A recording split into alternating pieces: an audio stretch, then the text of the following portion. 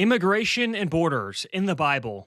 Does the Bible endorse the idea of open borders? Jesus said, "Love your neighbor," and Leviticus said, "Treat the sojourner well." Without a clear definition, these ideas, like love everyone, can be used to justify any viewpoint. If a foreigner is among you, treat them equally as you treat a native born in all things, including the law. This is what Leviticus 19 and 24 says. But importantly, the foreigner residing among you can simply be someone traveling through your lands. This says nothing about their legal status. This says nothing about their rights to citizenship. Acts 17 says, nations have appointed times and boundaries of lands. Romans 13 says you must obey the laws of the nation that you exist in, including border and immigration law. Exodus 12 tells us about sojourners. The sojourners in Israel were required to fully assimilate, which includes things like keeping the Sabbath and keeping the Passover. They were fully expected to assimilate to the laws of Moses and become Israelites. No other cultural influence was tolerated.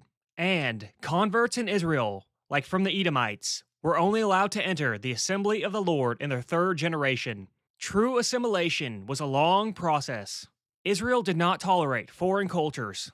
Deuteronomy 28 says that God used foreign people and cultures as invaders and rulers to punish the Israelites. God himself had harsh judgments on cultures he did not like the Canaanites. There's a difference between commands on interpersonal compassion and commands about laws. Treating a house guest in your nation like a tourist with respect and equality under judicial law does not diminish the reality of the law itself, including borders and immigration. Border law itself has the right to determine if your nation allows any foreigners at all, whether tourist or legalized permanent residents. The nations are distinct.